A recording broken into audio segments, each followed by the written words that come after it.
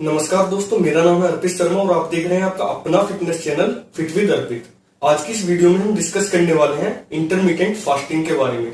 तो अगर आपको नहीं पता है इंटरमिटेंट फास्टिंग क्या होता है, तो आज की इस वीडियो में हम A to Z डिस्कस करेंगे इंटरमिटेंट फास्टिंग के बारे में कि इंटरमिटेंट फास्टिंग क्या है, इंटरमिटेंट फास्टिंग कैसे हमारी बॉडी के साथ वर्क करता है, इंटरमिटेंट फास्टिंग के क्या एडवांटेजेस हैं, क्या इसके डिसएडवांटेजेस हैं, और मैं आपको अपने पर्सनल एक्सपीरियंस के अकॉर्डिंग अपनी पर्सनल ओपिनियन भी आपको दूंगा कि क्या आपको इंटरमिटेंट फास्टिंग करनी चाहिए या फिर नहीं करनी चाहिए। और दोस्तों, अगर आप हमारे चैनल पर नए हैं और आपने अभी तक हमारे चैनल को सब्सक्राइब नहीं किया है, तो सबसे पहले मेरी आपसे रिक्वेस्ट है कि चैनल को सब्सक्राइब करके बेल आइकन को प्रेस कर दीजिए ताकि आपको वीडियो की नोटिफिकेशन मिल सके सबसे पहले।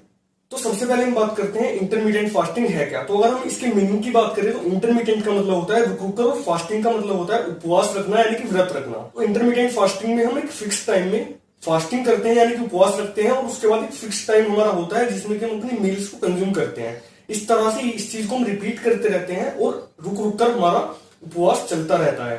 तो बेसिकली हम इसका यूज करते हैं फैट लॉस में। अब सबसे बड़ा कंफ्यूजन इंटरमीडिएट फास्टिंग को लेकर ये है कि ये कोई स्पेसिफिक डाइट प्लान है, बट ऐसा बिल्कुल भी नहीं है।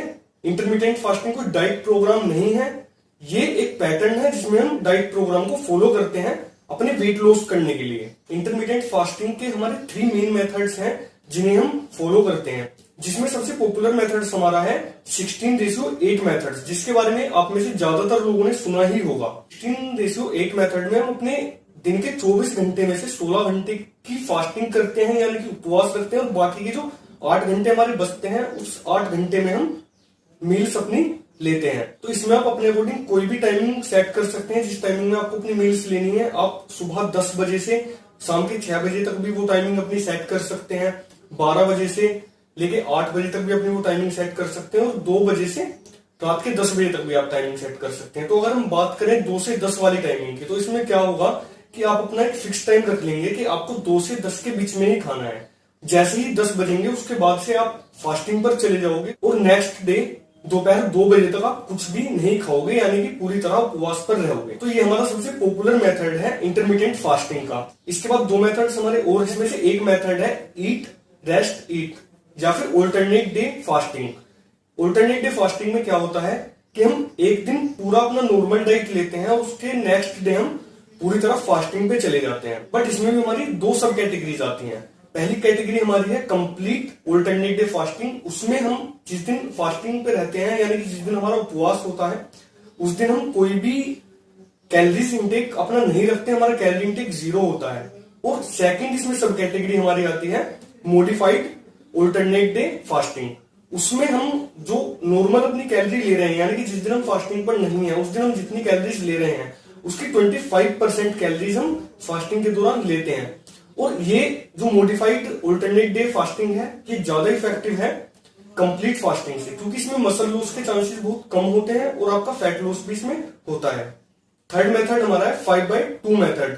इस मेथड में हम वीक में कोई भी 2 दिन सेलेक्ट कर लेते हैं जिस दिन हमें फास्टिंग करनी है, और बाकी के जो 5 दिन है उसमें हम अपनी नॉर्मल डाइट रखते हैं, और जो 2 दिन हमने डिसाइड किए हुए हैं उसमें हम फास्टिंग पर रहते हैं यानी कि उपवास पर रहते हैं। तो इसमें आप कोई भी 2 दिन वीक में अपने हिसाब से सेलेक्ट कर सकते हैं जिस दिन आपको फास्टिंग पर रहना है। और इसकी भी एक मॉडिफाइड कैटेगरी होती है जिसमें हम 500 से 600 कैलोरीज फास्टिंग के दौरान भी ले लेते हैं। तो हम बात करते हैं कि इंटरमीडिएट फास्टिंग हमारी बॉडी में वर्क कैसे करती है। तो बेसिकली होता क्या है कि जब हम इंटरमीडिएट फास्टिंग पर जाते हैं तो जो हमारी बॉडी में हार्मोन्स हैं जो कि हमारे वेट मैनेजमेंट को रेगुलेट करते हैं, उनका जो सिस्टम है वो कुछ इस तरह से हो जाता है कि वो हमारे वेट लॉस को प्रमोट करने लगते हैं। जैसे कि हमारा इंसुलिन लेवल जो है वो लो हो जाता है, HGH यानी कि ह्यूमन ग्रोथ हार्मोन है उसका लेवल थोड़ा हाई हो जाता है। तो इस तरह से हमारी बॉडी में वेट लॉस होने लगता है। और दूसरा, हम जब 16 घंटे या फिर 24 घंटे की फास्टिंग पर रहेंगे तो हमारी जो बॉडी है वो कैलोरीज डिफिसिट में चली जाएगी और हमारे वेट लॉस को प्रमोट करने लगेगी। अब बात करते हैं कि इसके एडवांटेजेस यानी कि फायदे क्या क्या हैं। AHA यानी कि अमेरिकन हार्ट एसोसिएशन के द्वारा की गई स्टडीज में ये शो हुआ है कि वेट लॉस में काफी हेल्पफुल है और जो हमारी कार्डियोवैस्कुलर डिजीज है उनके रिस्क को भी कम करती है। बट इसके जो लॉन्ग टाइम इफेक्ट्स हैं यानी कि इसे अगर आप एक लंबे टाइम तक फॉलो करते हैं उसके बाद जो हमारी बॉडी पर इफेक्ट्स पड़ते हैं उनके बारे में कोई ज्यादा खास स्टडीज नहीं हो पाई हैं, इसीलिए इसके कुछ डिसएडवांटेजेस भी हैं, जैसे कि NIA यानी कि नेशनल इंस्टीट्यूट ऑफ एजिंग की अगर हम बात करें तो वो इसके बिल्कुल अगेंस्ट है।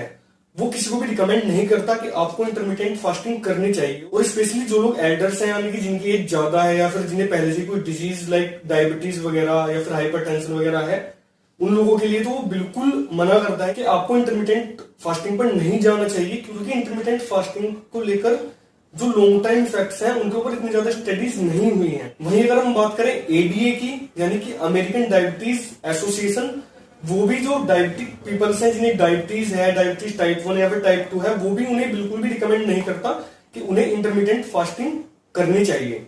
अब अगर बात करें मेरी अपनी पर्सनल ओपिनियन की, तो मेरी पर्सनल ओपिनियन इंटरमीडिएट फास्टिंग को लेकर ये है कि जो मेरा पर्सनल एक्सपीरियंस अपने मेंबर्स के साथ रहा है उसके बिहाफ पे मैं ये कह सकता हूं कि ये वेट लॉस में हेल्प करती है हमारी, उसका काफी अच्छा रिजल्ट है। वेट लॉस हमारा इंटरमीडिएट फास्टिंग को फॉलो कर हो जाता है।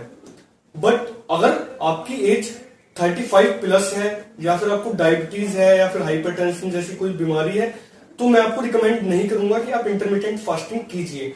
और अगर आप ओवरवेट नहीं है तो भी आपको इंटरमीडिएट फास्टिंग की कोई नीड नहीं है। कहने का मतलब यह है कि अगर आपकी एज 20 to 35 के बीच में है और आपका वेट काफी ज्यादा है तो आप इंटरमीडिएट फास्टिंग को फॉलो कर सकते हैं, बट किसी अच्छे हेल्थ प्रोफेशनल के गाइडेंस के अंदर, यानी कि किसी न्यूट्रिशनिस्ट, किसी डाइटिशियन या फिर किसी सर्टिफाइड ट्रेनर के अंडर आप इंटरमीडिएट फास्टिंग को फॉलो कर सकते हैं। बट आपको मैं रिकमेंड नहीं करूंगा कि आप खुद से ही यूट्यूब पर या फिर गूगल पर कुछ सर्च करके और अपना इंटरमीडिएट फास्टिंग को फॉलो करें। तो दोस्तों आई होप कि आज की वीडियो आपको अच्छी लगी होगी, और अगर अभी भी आपको कोई डाउट इंटरमीडिएट फास्टिंग को लेकर है तो आप मुझसे कमेंट बॉक्स में पूछ सकते हैं।